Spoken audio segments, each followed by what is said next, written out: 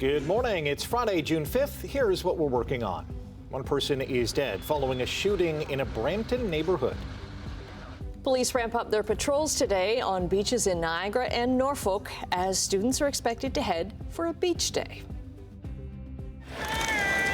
Swinging it off to the left. It is caught by Carrick. We fall. Ball comes out. It's Montreal's football. And a heartbreaker in Hamilton as the Owls rally to defeat the Ticats in the CFL season opener.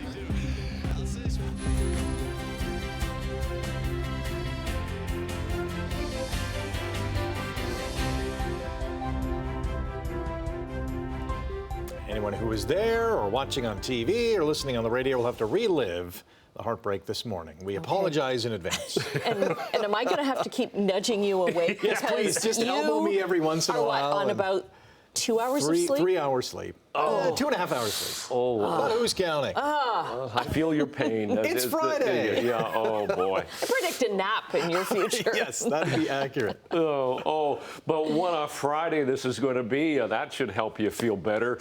And what a day for beach day today as well. I feel shortchanged. We didn't have a beach day when I was in I know. Yeah, I know. Come on. Maybe I'll take a beach day today. Maybe.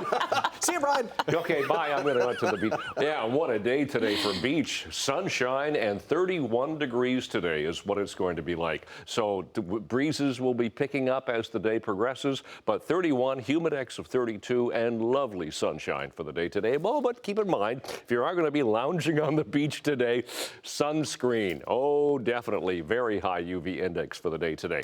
Different story tomorrow. Showers, thunderstorms possible overnight tonight, and continuing tomorrow as the cold front pushes through, and that's going to drop the heat and humidity. So we'll talk all about that. By the way, we're 15 degrees right now, so a mild start to our Friday morning. Traffic, nothing going on. 403 Waterdown Road, that's our exclusive camera, doing okay right now, so no problems there. Just a few MTO traffic cameras. Top of the Burlington Skyway Bridge still wide open, nothing there. Appleby line will flip all the way ahead to the 427 Gardner QEW, nothing at all. So take it carefully. We'll look at weather and traffic as usual coming up in just a few minutes. Right now, the news. Thanks, Brian. One person is dead after a collision involving an SUV and a motorcycle in Hamilton. OPP say a 64-year-old man driving the motorcycle died after a collision with the SUV on Highway 6 at Book Road East just after 6 o'clock last night. Police say the motorcyclist was taken to hospital where he later died. Highway 6 and Book Road East were closed for several hours before they reopened late last night. No word on whether charges will be laid. Charges have been laid after a deadly motorcycle crash in Pelham. It happened in April. Niagara police say a 30-year-old man from Port Colborne was killed after his bike and a minivan collided on Highway 20 near Maple Street in Pelham. The 19-year-old driver of the van has now been charged with careless driving, causing death. Peel police are looking for at least 2 suspects after a man was shot and killed in a Brampton home. Police say they responded to a report of shots fired in a North Brampton neighborhood just after 7 o'clock last night. They found a man suffering from gunshot wounds in a home and say he was pronounced dead at the scene. Police say 2 male suspects, both wearing dark clothing, fled in a dark-colored 4-door sedan. 2 separate investigations in Halton region have helped to crack an organized auto theft ring. More than 120 vehicles were stolen, most of them from hotel and GO station parking lots. Police were doing surveillance and caught some of the thefts on video in Oakville and Mississauga. 2 men from Quebec and 2 from Brampton have been arrested. Halton's police chief says the courts need to take a more serious stance on organized auto thefts like these. One of them was already out on 2 forms of release for auto theft. So they stole a car, arrested, stole the car, arrested, and here they are stealing close to 100 cars. So we really need to take a system-wide look at this. Police say putting a device like the club on your steering wheel or parking in a garage will encourage thieves to move on. They add vehicles with push-button starts seem to be easier to steal than those that need a key. The Toronto area lawyer accused of advising the murder of a federal witness connected to an alleged international drug smuggling ring will be staying out of jail. Ontario's top court rejected a bid by the Crown to get Deepat Paradkar detained until his extradition hearing. Paradkar was one of several Canadians arrested for extradition to the U.S. last fall. It's part of a lengthy FBI efforts to close in on one of the most wanted fugitives, former Canadian athlete Ryan Wedding. The Hamilton Eye Clinic is dealing with a pink eye outbreak involving up to 84 cases. The outbreak of this very contagious condition has been traced to appointments at the East Hamilton Clinic on April 28th and 29th. 42 cases of pink eye or conjunctivitis have been confirmed. Another 42 are suspected. The co-medical director at St. Joseph's Healthcare, Dr. Zane Chagla, says the clinic followed outbreak procedures and reported to Hamilton Public Health. The cause of the outbreak is being investigated, although Dr. Chagla says determining the source may not be possible. More than 100,000 cockroaches have been seized in Australia from a commercial breeder. The seizure included some of the largest cockroaches in the world, palm-sized Madagascar hissing cockroaches. Oh, wow. Who's got to go in and do the inventory on this seizure? Police say it's the largest seizure of illegal exotic invertebrates in Australia. These illegal insects can spread disease and harm native wildlife and agriculture. The illegal cockroaches, often fed to pet reptiles, will be disposed of. Oh. Well, you may notice an increased police presence on beaches in Niagara and Norfolk County. A lot of students expected to gather for the unofficial beach day. It's a PA day for elementary students, but not for those in high school. So students will typically skip school and gather on popular beaches like Sunset Beach in St. Catharines, Crystal Beach in Fort Erie, and at Long Point and Turkey Point and Port Dover in Norfolk County. Police are aware that students will be gathering, but they're reminded to make responsible choices. Officers will be looking out for underage drinking, impaired driving, and boating and property damage. Well, Ontario is more than doubling fines for people and businesses that illegally resell event tickets above their original purchase price. Starting next week, June 10th, maximum penalties for repeat offenders will rise from $10,000 in Ontario to $25,000. The province is also moving to allow public identification of ticketing businesses that are fined. The changes come days ahead of the FIFA World Cup kickoff in Toronto. Well, if they're breaking the rules, then they're going to hear from us. It's as simple as that. If they're jacking up the prices more than what the face value is, they can dictate the cost of the game. I have no problem with that. So if one game is more important than the other and they put up the prices, that's the market. But if they have a ticket face value on the ticket and they're selling it for a lot more, then they're going to hear from us. They aren't exempt. FIFA World Cup set to start in Toronto June 12th.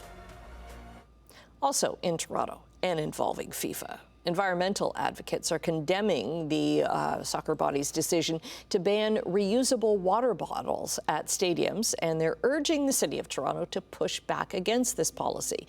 FIFA changed its stadium code of conduct to prohibit bottles, cups, and other receptacles ahead of the tournament. Its previous policy had allowed refillable bottles inside. FIFA says the decision is to, quote, prevent risk and injury to players and attendees. The Toronto Environmental Alliance says the move to ban reusable bottles is short-sighted and environmentally harmful. A Toronto councillor has called the ban greedy and unreasonable. CFL season opened in Hamilton with a bang, and I know I sound like a broken record, but the Tiger Cats have once again started the season 0-1.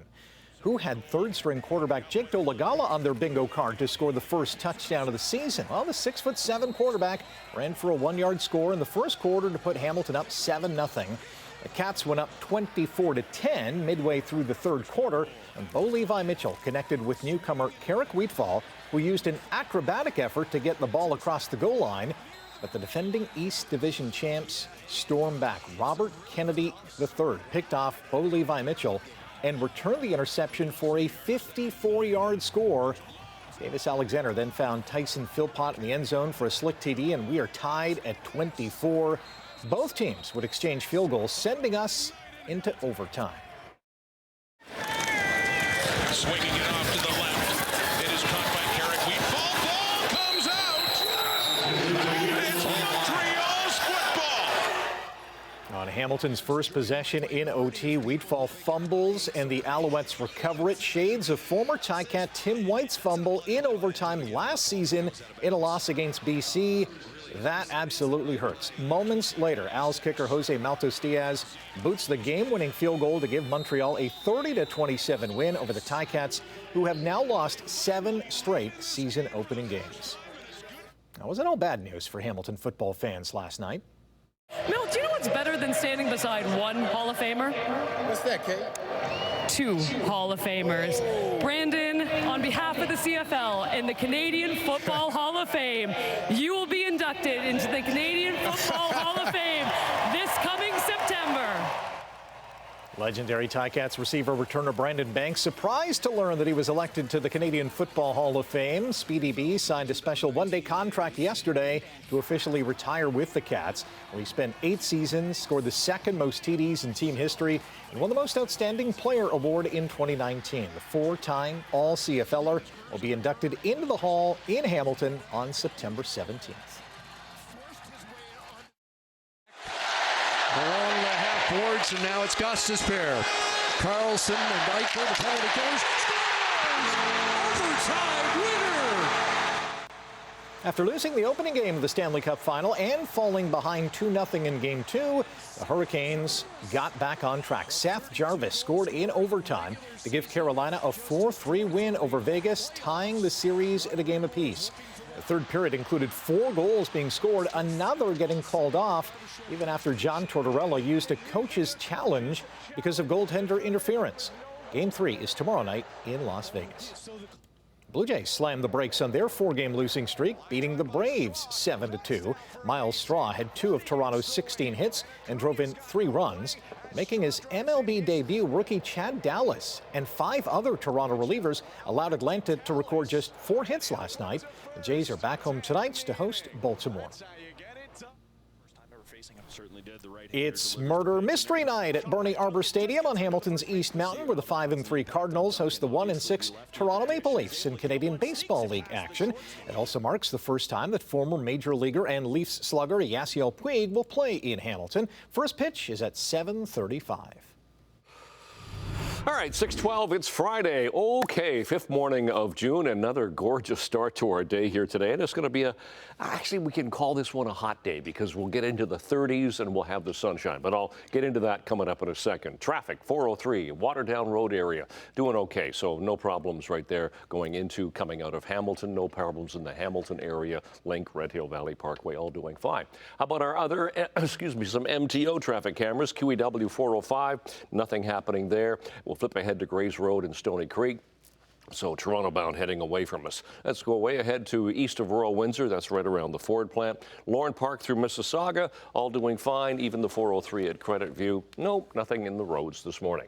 So temperature this morning. Let's start what we have to start our Friday morning here. Temperature sitting now at 14. We were 15 last hour. 14 now. Winds are light. Humidity is comfortable so far. And it's a mostly cloudy sky to start the morning. But that sky is going to clear. We'll have the sun for the day today. And look at the temperature pop up. 31 degrees today. Humidex about 32. Bit of a southwest wind will pick up and a very high UV index for the day today. Oh, but wait, here comes the approaching cold front. And ahead of that, we're going to get some showers, possible thunderstorms bubbling up overnight tonight and during the day tomorrow. Now, it'll be a mainly cloudy day tomorrow, but we'll see a bit of sunshine. But yeah, the instability is going to push in with that cooler air. But today, 29 to 31 degrees generally. The sun will be with us, blue skies, and very high UV index for the day. Tonight, temperature dips back to 16, 17. There comes that instability with the cold front approaching us. It won't go through tonight, so it'll still stay on the mild side. And then tomorrow, temperatures dip a bit, 25, 26, 27 degrees. Bit of sun, but showers, thunderstorms are quite possible as the day progresses tomorrow. So temperature out the door this morning, 5th morning of June, more importantly Friday, mainly cloudy skies. Temperature right now 14. Long range in a few minutes. Annette, Rick. Thank you, Brian. Coming up after the break, we're going to say good morning to Emily. She'll have a preview of what's to come in Chit Chat this morning. And in business news, Air Canada reassuring customers it's okay to go ahead and book summer travel. We'll explain after the break. Good morning, Emily. What's coming up in Chit Chat this morning? we are going to be talking about, wait. Hold that thought. Hold it. I'm like, we can hear you, but the good people watching. Can you hear me now? How about now? Can you hear me now? What's coming up in Chit Chat? Okay, a decade after his death, Prince is releasing a brand new album featuring previously unreleased recordings. Taylor Swift, she's returning to her country roots with a song for Toy Story 5. And later on this morning, with Niagara Falls Comic-Con taking place this weekend, we have got some of the best celebrities set to make an appearance. Oh, I can't Okay, wait. some of the biggest, we might say. Yes, very much so. Incredible, we might say. That's a nice real teaser. big. Little teaser there.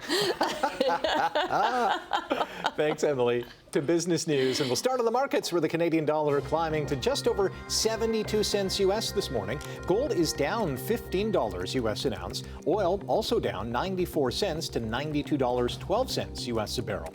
In midday European trading, London, Frankfurt, and Paris are all slightly up this hour.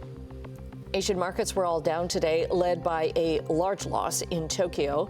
Triple-digit gains yesterday for the TSX and Dow, while the Nasdaq dipped a bit. Air Canada is encouraging customers to book summer travel, saying it's not affected by a potential jet fuel shortage because of the war in Iran. In an email to customers, Air Canada says it fully expects to run its current summer schedule because of its, quote, diversified and sophisticated fuel supply.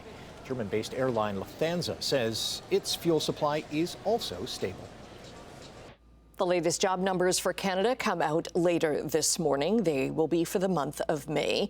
The consensus among economists shows they're anticipating that employers added 10,000 more jobs last month after a loss of nearly 18,000 in April. They also expect the unemployment rate will remain unchanged at 6.9%. We will see.